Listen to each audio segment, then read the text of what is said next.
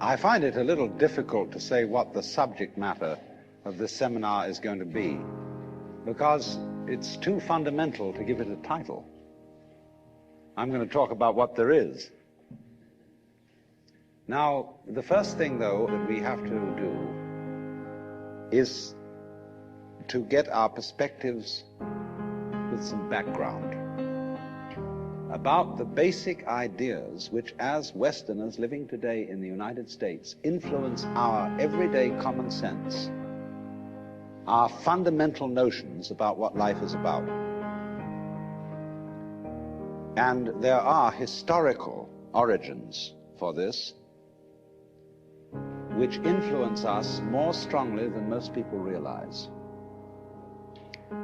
Ideas of the world which are built into the very nature of the language we use and of our ideas of logic and of what makes sense altogether.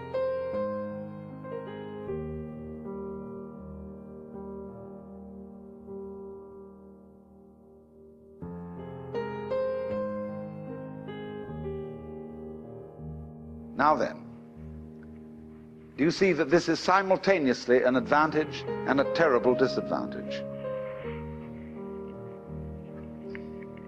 What has happened here is that by having a certain kind of consciousness,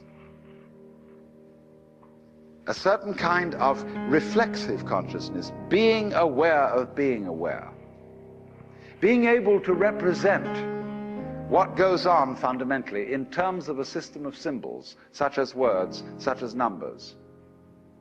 You put, as it were, two lives together at once, one representing the other. The symbols representing the reality, the money representing the wealth. And if you don't realize that the symbol is really secondary, it doesn't have the same value.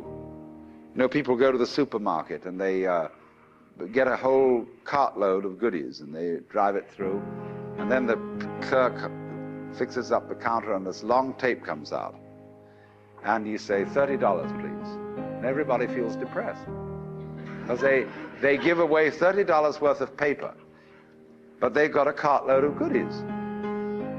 They don't think about that. They think they just lost $30. But you've got the real wealth in the cart. All you parted with was the paper.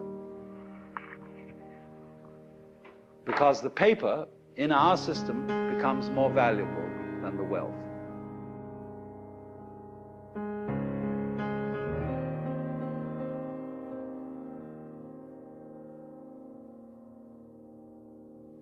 And so what I would call a kind of a basic problem we've got to go through first is to understand that there are no such things as things. That is to say, separate things or separate events. That is only a way of talking. And if you can understand this, you're going to have no further problems. I once asked a group of high school children, what do you mean by a thing? And first of all, they gave me all sorts of synonyms. They said it's an object, which is simply another word for a thing. It doesn't tell you anything about what you mean by a thing. And finally, a very smart girl from Italy who was in the group said a thing is a noun. And she was quite right. A noun isn't a part of nature, it's a part of speech. There are no nouns in the physical world. There are no separate things in the physical world either. See, the physical world is wiggly. The clouds, mountains, trees, people are all wiggly. And only when human beings get working at things, they build buildings in straight lines and try and make out that the world isn't really wiggly. But here are we sitting in this room all built on straight lines, but each one of us is as wiggly as all get out. Now then, when you want to get control of something that wiggles, it's pretty difficult, isn't it? You try and pick up a fish in your hands, and the fish is wiggly and it slips out. What do you do to get hold of the fish? You use a net.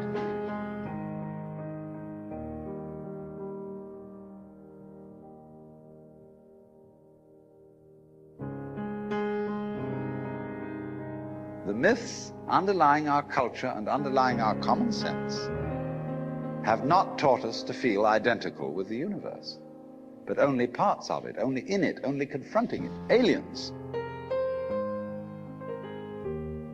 And we are, I think, quite urgently in need of coming to feel that we are the eternal universe, each one of us.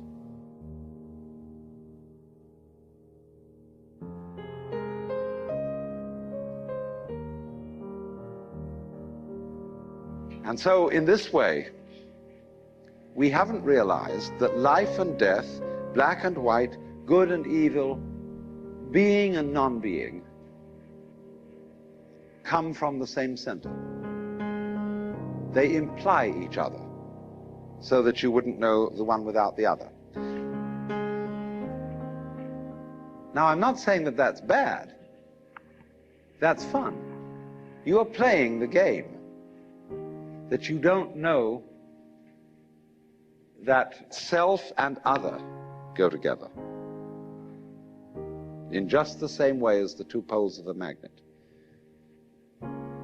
So that when anybody in our culture says, slips into the state of consciousness where they suddenly find this to be true, and they come on and say, I'm God, we say, you're insane.